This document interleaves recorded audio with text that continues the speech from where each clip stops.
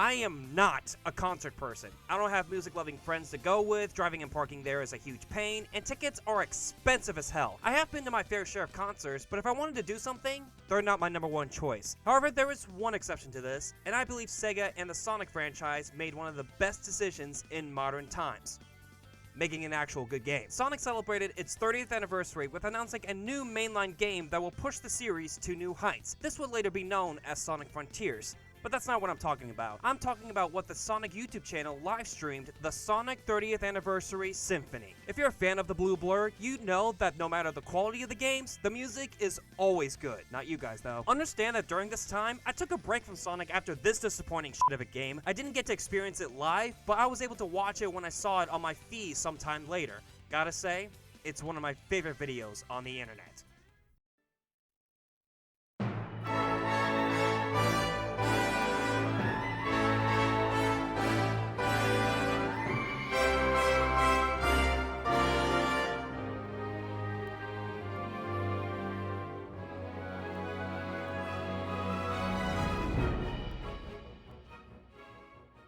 It starts with the Symphony Orchestra performing a melody of Sonic 1. Already, it sounds so good. The way the horns and strings harmonize, it's so well done. They also have gameplay accompanying it, so you can tell which zone they're playing for. They followed up with melodies of Sonic 2, Sonic 3 and Knuckles, Sonic Mania, and a Game Gear melody, surprisingly enough. Then they get to the 3D era, starting with the Sega Saturn melody, with the big one being Sonic R. Would have been cool if they actually sang those songs. Then we get a melody of Tails and Sonic's theme from the adventure games. This rendition sounds so beautiful. I mean, every melody they played is beautiful, but this one stands out as it's two characters that have been a part of the series since the beginning. It has a special emotion to it. Then we get melodies of Sonic 06, Unleashed, my personal favorite, Lost World, Forces, and they ended the orchestra portion with Sonic Colors. This took place during Sonic Colors Ultimate's release, so they put more emphasis on Colors music. That was the first act of the symphony, and man was it amazing. I'm not a huge music buff, but going through some familiar tunes in orchestra form with gameplay in the background was something special. And the fact it was a live performance was even more special. I wish I saw it live just to see how the chat reacted to all this. They had an intermission part with a rendition of Chow Garden playing and having the Chow playing instruments. Adorable. Now we get into the second act with Tomoya Otani and his bandmates getting things ready. Otani has been composing Sonic music starting with Adventure 2 and was the lead composer for multiple mainline games starting with 06.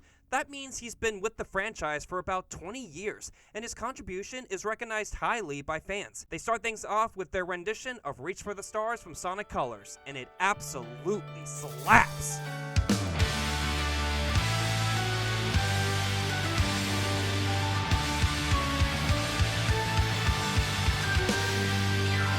It still has vocals sung by Cash Cash, who made the original. I think the 70 version is better. It has a more upbeat and excitement to it. Take a listen. I'm gonna reach for the stars,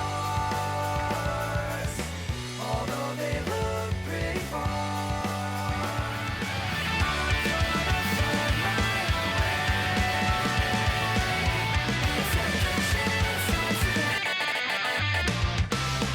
It's so damn good. This was a great start to the second half. It follows up with Speak With Your Heart, also from Sonic Colors. Another solid rendition, but what loses me here is the ending. They made the last chorus have a dance club sound to it. It ruins the emotional impact that the song had. I think of this song as a lesson to let your feelings out and being there for someone who needs it, not f***ing it up on the dance floor. It just felt so out of place. This is my least favorite track here in my opinion. Luckily, they followed up with my favorite track in the symphony. It's a song that's near and dear to my heart, and I believe it's the best version of this song.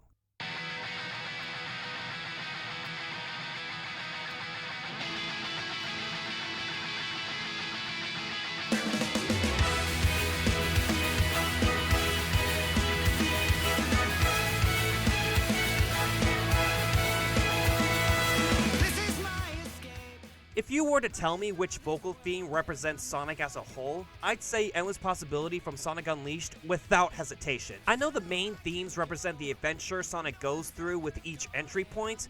To me, Endless Possibility perfectly encapsulates Sonic's freedom and moving forward in life, to go out and have an adventure of a lifetime, to take on any obstacle thrown at you with a smile on your face. I want this song to be played at my funeral, no joke. And with Otani's band playing, the orchestra accompany them, and having Nathan Sharp doing the vocals, as he's been singing countless cover songs from games and anime for years, to now working with them officially is the sweet, sweet cherry on top. No disrespect to the original, but this is a million times better. Like, Unleash uses an orchestra for its tracks, so having it being a part of this new main theme rendition, God, it's just so beautiful. My favorite instruments are the electric guitar and the violin, and if done right, putting them together makes a good song even better. Like, listen to the guitar solo with the strings accompanying it.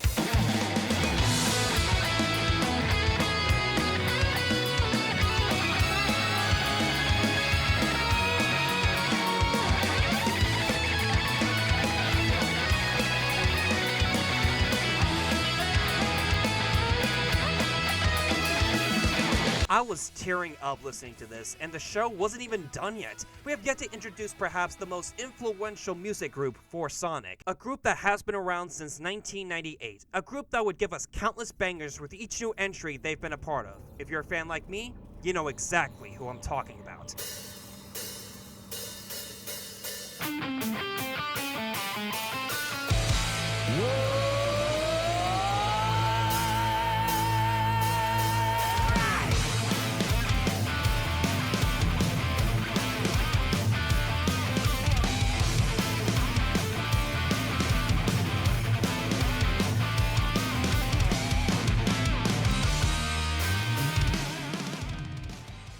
Crush 40 is composed of vocalist Johnny Gioeli and guitarist Jun Sonoe. They're responsible for some of the most iconic songs in the franchise, with Johnny writing most of the vocal tracks and Sonoe being the lead composer in the late 90s and early 2000s. Here's some trivia. Johnny also has a band named Hardline that was formed before Crush 40 was made, and they got the name because Sonoe loves Crush soda, and 40 came from Johnny because he wanted to crush his 40s. He was 53 years old in this stream. He didn't crush his 40s, he surpassed them. They can still jam out to those same tunes after 20 damn years. They start things off with their first single, Open Your Heart from Sonic Adventure. Thing is, and this will be a common occurrence for most songs, they don't sing the second verse. Maybe it was because of time constraints or Johnny's voice can do so much. Again, he was 53. Other than that, the lineup is really solid. Sonic Heroes, I Am All of Me, and Night of the Wind. They also performed Sonic Boom to represent Sonic CD. They also performed Green Light Ride, which is their latest single from Team Sonic Racing. I had no idea this game existed until this stream. Shit, I really did fell off. They did a fake out with doing an encore. I know this is supposed to be a concert, but with no one there to respond, it felt weird but funny at the same time. They finished the show with symphony versions of Escape from the City and, of course, Live and Learn. How could they not end it with Live and Learn? It's their most iconic song. It was in Sonic Movie 3 for f***'s sake. They really got me a sense of nostalgia when listening. It's like meeting up with an old friend,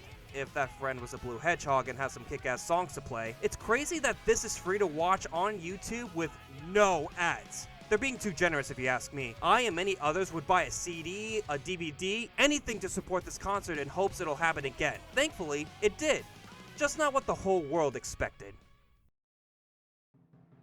On May 20th, 2023, it was announced that Sonic Symphony was going on a world tour, expanding to multiple US cities and places around the world. This was unprecedented. A video game concert on the road was something I did not expect, and for it to be Sonic made it even more special. Of course, I wanted to go see the symphony in person, and on January 20th, 2024, I did just that. I put on my symphony outfit, picked up my friend, and off we went. The one I went to was at the Warner Theater in Washington, D.C. The atmosphere gives off an old theater from the 50s. We got our drinks from the bar and went to our seats just in time for it to start. Fun fact, Warner Theater opened its doors in 1924. I know this because I got this blueberry lemonade and vodka drink that came with this cup that has the emblem celebrating its 100th anniversary. Going to an old theater to watch a Sonic concert and drinking alcohol at said concert.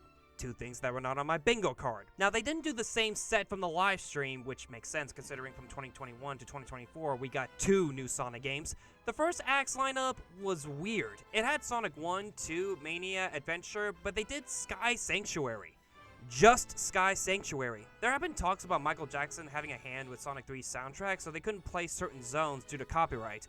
But you literally had a Sonic 3 melody. Why would you change that? Same with Unleashed in Colors with only Rooftop Run and Aquarium Park plus Planet Wisp. They make up for it with a Chow melody, which includes the garden theme and minigame themes. I really like the gameplay footage playing with the music throughout. When Sonic 2 was playing, it got to Chemical Plant and it had that section where you were underwater trying to climb up. Uh-oh.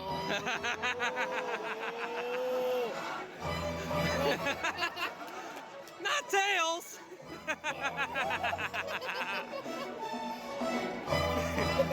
Oh.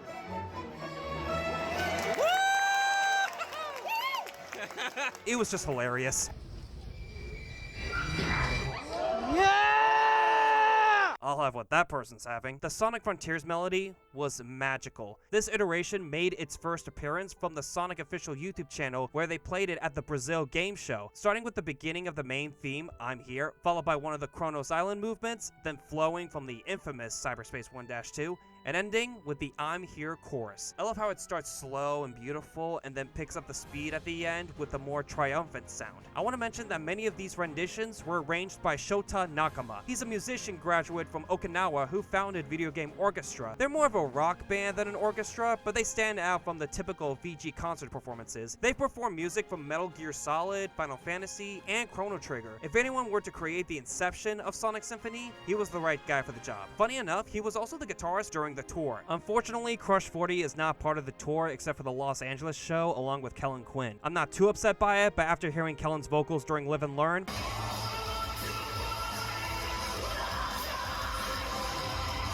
I need that shit in my veins. The vocalist at the DC show was Casey Lee Williams. Her most notable work was being the lead singer for Ruby and eventually did a track for Sonic X Shadow Generations. I don't know much about Ruby or any of the music from it, but she did a fantastic job with the second half, although I did sing for most of the song so you can't hear her clearly. Can you see all of me?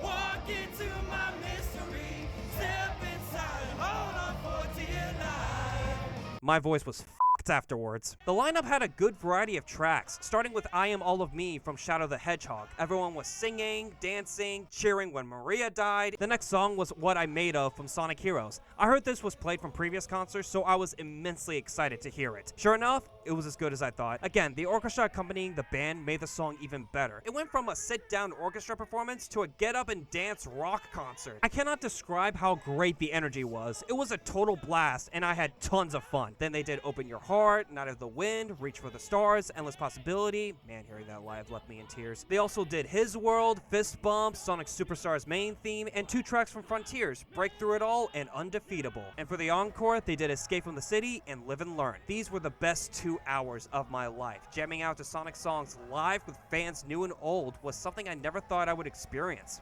So I experienced it again 1 year later. Sonic Symphony came back to DC on January 11th, 2025. It was so nice, they did it twice. That's saying something coming from a guy who owns 2 copies of Sonic Heroes. If you have 3, you are lying. The first act is much better than the first time with the Sonic 3 melody finally added back in. They also did Sonic Heroes and Dreams of an Absolution from Sonic 06. I kind of wish they had a couple more tracks here. I get the rock band makes it better and having more of that is great, but I want there to be a good balance between the orchestra performance and adding in the band for the vocal themes. The vocalist for this show was Adrienne Cohen. She's the lead singer for the metal band Seven Spires. She did a phenomenal job with her performance. You know what? Shout out to the folks who performed. They are what made the show possible and made it a great concert for every audience for every show. If I had the money to spend flowers for everyone involved, I would. The new songs they did here were All Hail Shadow, Pumpkin Hill, Unknown From Me, Find Your Flame, and I'm Here. I like they added some rap songs to give more variety of genres.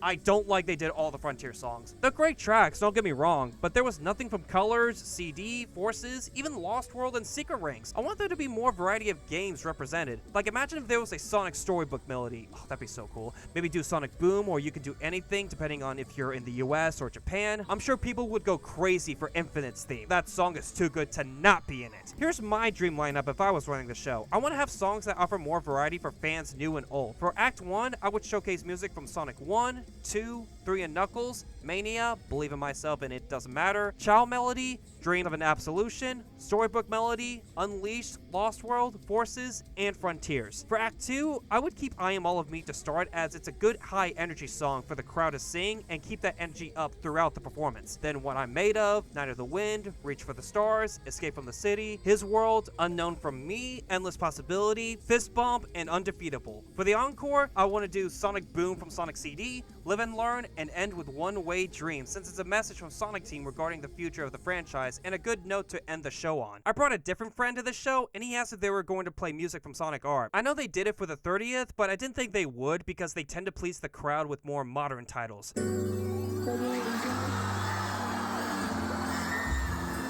Boy, was I wrong. The encore opened with a Sonic R melody featuring Can You Feel the Sunshine, Livin' in the City, and Supersonic Racing. I was very surprised when this came on. The coincidence could not have been more perfect.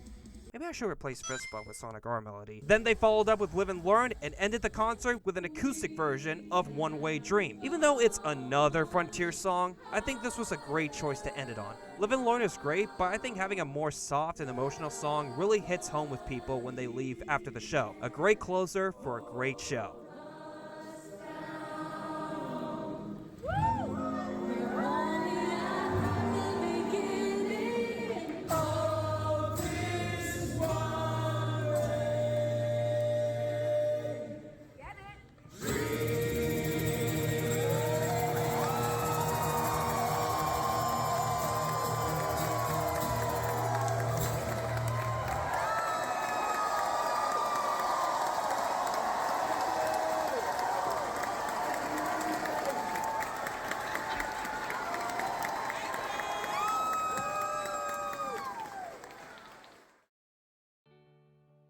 What makes this show more emotional is this was the last show Sonic Symphony performed. There hasn't been another show since. They did a total of 40 shows in a span of over a year. I don't know if an artist did that many shows. Maybe there is. I don't know jack shit about live music. For the number of concerts I went to, this is by far my favorite. I mean, I'm biased, sure, but if you have ever gone to a live music concert or festival, the most important factor is the experience. Like, sure, the music is essential, but when you experience it in person, it's a whole nother level. Being there with other people, hearing the song in its purest form, and forgetting about reality for the entire show. I don't follow music religiously, but after Sonic Symphony, I get how they feel. Having an artist or band they resonate the most and go see them live to experience the show like that, it's the same with me and Sonic Symphony. I grew up with Sonic music my entire life, jamming out to the vocal themes. Hell, I still listen to them now whenever I'm driving or just chilling in my bed. Being able to experience it in person is a memory I will never forget. If you're a fan of live music, I implore you to go see Sonic Symphony at least once. Even if you don't care about Sonic, hearing the music live will make you appreciate the songs and that they're more than just video game music. If they can make it this good, imagine what could be possible with other franchises. If they do this again, I'm buying a ticket day one. I will go as many times as I have to. Maybe there's a better concert out there. But until that happens, I can confidently say Sonic Symphony is the best concert experience I've ever had. Unless they do a Persona Symphony World Tour. Please make it happen, Atlas!